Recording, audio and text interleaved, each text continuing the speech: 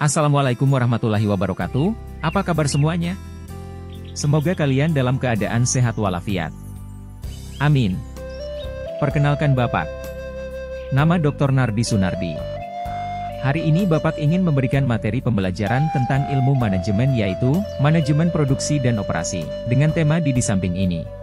Tinjauan manajemen produksi dan operasi.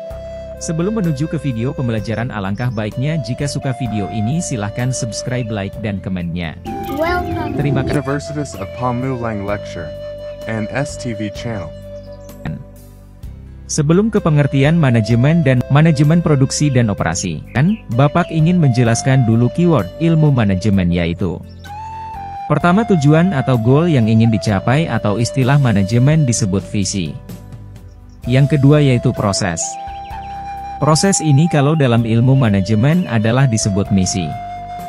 Kedua kata kunci ini harus ada dalam pemahaman ilmu manajemen. Tujuan atau goal tanpanya proses untuk menjalankan tujuan organisasi tidak akan tercapai, begitu juga sebaliknya proses tanpa tujuan tidak akan tercapai tujuannya. Sehingga pengertian ilmu manajemen menurut Bapak yaitu suatu proses untuk mencapai tujuan.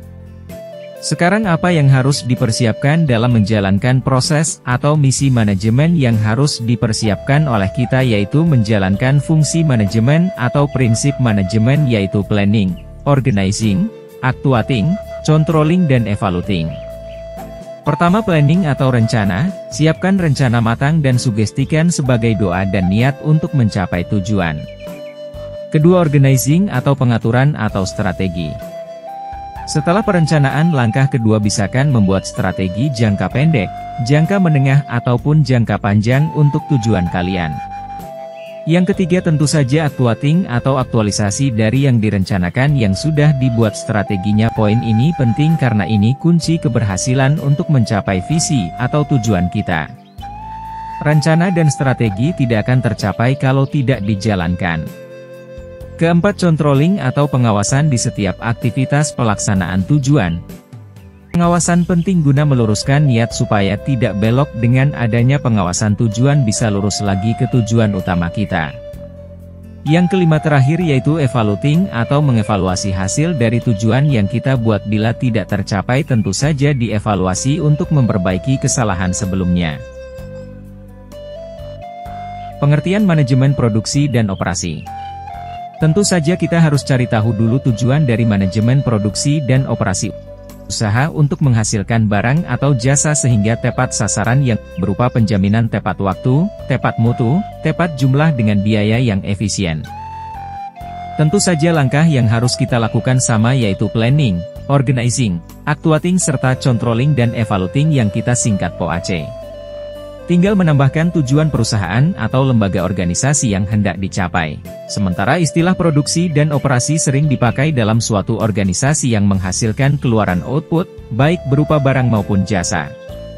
Secara umum produksi diartikan sebagai suatu kegiatan atau proses yang mentransformasikan masukan, input, menjadi hasil keluaran, output. Atau dengan kata lain manajemen produksi dan operasi sebagai rangkaian proses pengelolaan keseluruhan sumber daya perusahaan yang dibutuhkan dalam menghasilkan barang atau jasa yang akan ditawarkan kepada konsumen.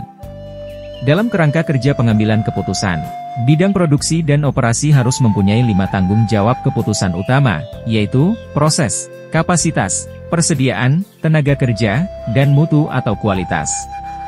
Ada 4 macam fungsi produksi atau operasi yang utama, yaitu pertama sebagai proses, berupa teknik yaitu metode yang digunakan untuk mengolah bahan. Kedua sebagai pengorganisasian teknik dan metode, sehingga proses dapat dilaksanakan secara efektif. Ketiga sebagai dasar penetapan perencanaan bahan. Dan keempat sebagai pengawasan atas tujuan penggunaan bahan. Berdasarkan aspek-aspek tersebut di atas, maka ruang lingkup manajemen operasi didefinisikan menjadi 10 keputusan penting dalam manajemen produksi dan operasi yaitu sebagai berikut. 1. Desain produk dan jasa.